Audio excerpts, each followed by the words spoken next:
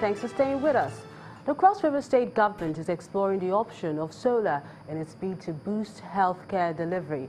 To achieve this, the state has taken delivery of 137 solar system units to power its primary healthcare centers across the state, as well as 50 pieces of ultrasound units made possible by some of its developmental partners. Primary healthcare centers across the local government areas of Cross River State have been lacking in modern equipment, indeed in infrastructure.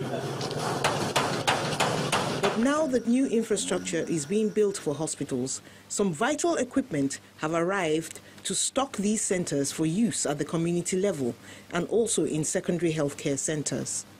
At the Government House in Calabar, the state capital, the Commissioner for Health, alongside developmental partners and other key players, performed a symbolic handover of some of the items to the state government.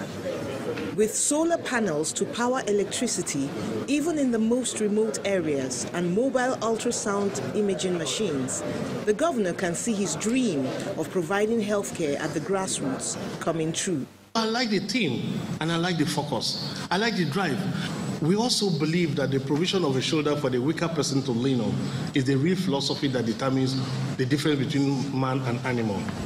Both the Commissioner for Health and the Director General of the Primary Healthcare Development Agency believe the use of this equipment will cause a drop in maternal and child mortality rates in the state.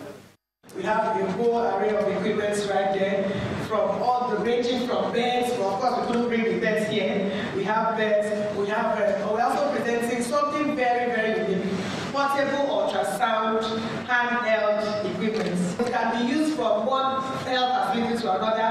If we are talking about home health, now we could actually even carry this ultrasound equipment to somebody in the home who may not be able to come to the facility. Sometimes you go to a primary healthcare center in a very remote area late at night and everywhere is completely dark. Women give birth with lantern. These solar panels, 137, which will be put in the 137 wards, primary healthcare center in the wards in Cross River State, will give light, permanent light to this facility. The ultrasound scanners are user-friendly, so can be operated by low-skilled health workers where there is no doctor. From health, let's talk education now. In Bayelsa State, Governor Seriake Dickson has taken a significant step towards boosting the sector with the signing of the Educational Safety Corps Bill into law. The governor explained that the new law would ensure that schools across the state are made secure to ward off militancy. It's going to actually incorporate. Education, they say, is the key to success. For this reason, the Bayelsa state government is leaving no stone unturned. About 2 months ago, Governor Seriake Dickson commissioned the Ijo National Academy so that youths from the region can get educated. The best speaker in the whole federal government of Nigeria. This time, the state government is signing into law the Educational Safety Corps Bill, which was passed into law by the State House of Assembly. For the Bayelsa State Speaker, the bill is of paramount importance for the people of the state, most especially for the students.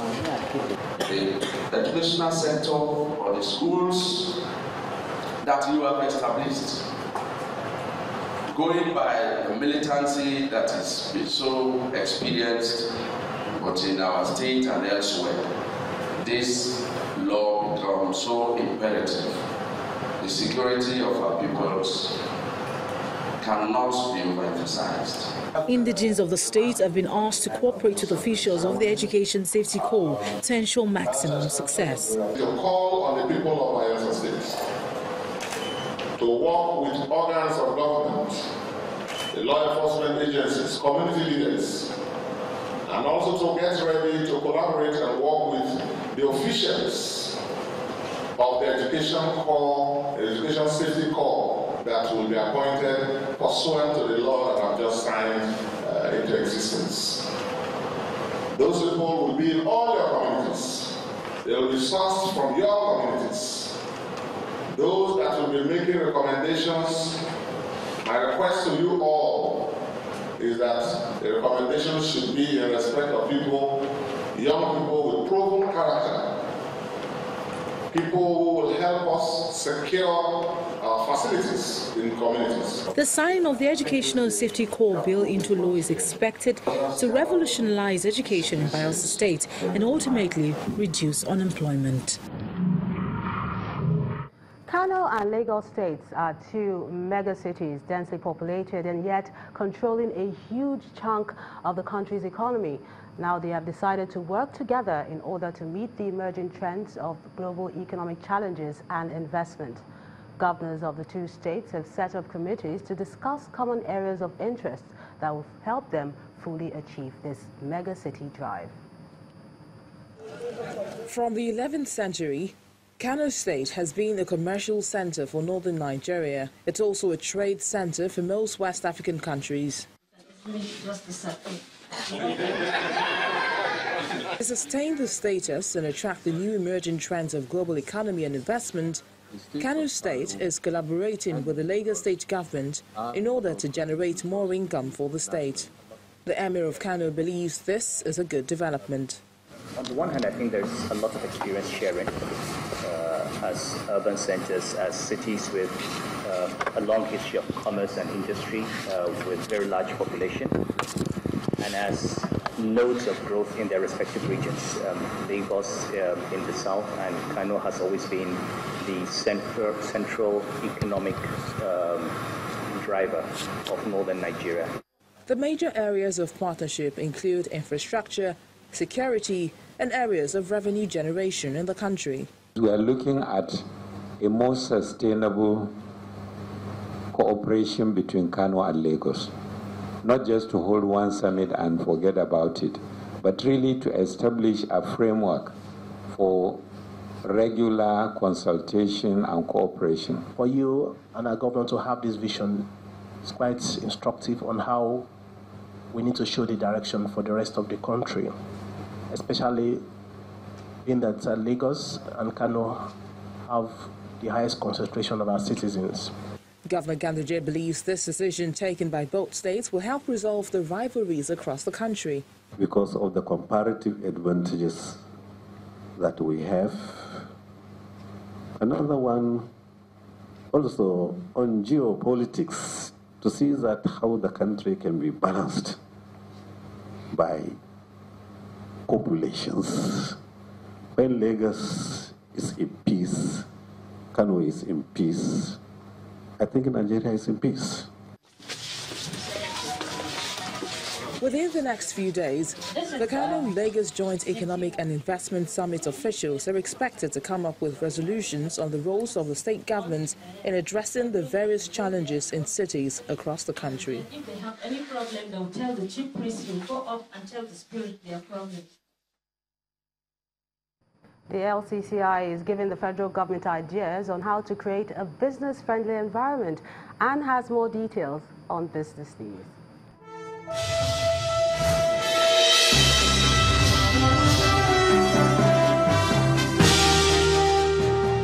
Thanks a lot, Melinda. The federal government must intensify efforts to consolidate its business-friendly policies in order to feel the impact of Nigeria's exit from recession. And that's according to the president of the Lagos Chamber of Commerce and Industry, Mrs. Nike Akonde. She was reacting to the latest gross domestic products report and its implications for investments. For our country to sustain the momentum of recovery and the current positive outlook, we need to ensure the following: reduction in multiplicity of exchange rates, alignment of procurement policies at all levels of government to support domestic investment, investment policy that will protect domestic investors, tax policy that is investment friendly, interest rate policy that is investment friendly. It is expected that the recently released executive orders should create a better environment for good governance, procurement practices, contract execution, and protection of investors' rights. We need to have success stories about public-private partnerships and concession entered into by the government. Following the conclusion of its roadshow across major cities in Nigeria, the Debt Management Office has issued a 7-year sovereign Ijara Sukuk due in 2024 at a return rate of 16.47%. A Sukuk is an investment certificate that represents ownership interest for the holder in an asset or a pool of assets. The offer for subscription opened on Thursday, September the 14th, and it will close on Wednesday, September the 20th. The proceeds are to be utilized for the funding of key economic infrastructure projects, diversify sources of government funding, and offer ethical investors an opportunity in government-issued securities. Trading activities at the equities market ended the second week of September depressed, with a heavy drop of 2.65% in the all-share index and 2.63% decline in the total market value. It follows significant sell-offs in 3 sessions from 4 of NSE's major sector indices, while only the oil and gas sector index showed a marginal increase of 0.17%. In contrast to last week's trading, however, investors' appetite for stocks rose slightly by over 9 million units to 89.61 million shares, worth around 15.37 billion naira from 17,048 transactions. The most active contributors to the total volume turnover were Diamond, Zenith, and GT Bank. NAM Insurance led a pack of 23 gainers for the week. NIMET topped 45 losers, while 104 equities remained unchanged. And that's business news for this week. Thank you so much for watching. Wish you a profitable week ahead. I'm Anne Nwawade.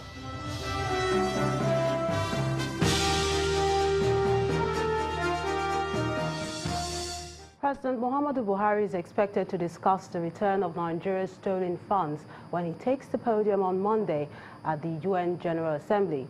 The Minister of Foreign Affairs, Mr. Jeffrey Oyema, mentioned this during an interview with our correspondent at the UN headquarters in New York. He ruled out other issues the president will discuss at the UN Assembly and insisted that President Buhari is in great shape to address the crowd. President will talk about, the UN resolution, the General Assembly resolution on the illicit flow of funds. It's something that's very important to Nigeria in the context of the stealing of money from the country and stashed in foreign countries, and getting the UN to start implementing that resolution. Mr. President will talk about our implementation of the Sustainable Development Goals. Nigeria just had a national voluntary review where we were showing what we've been doing in implementing the SDGs.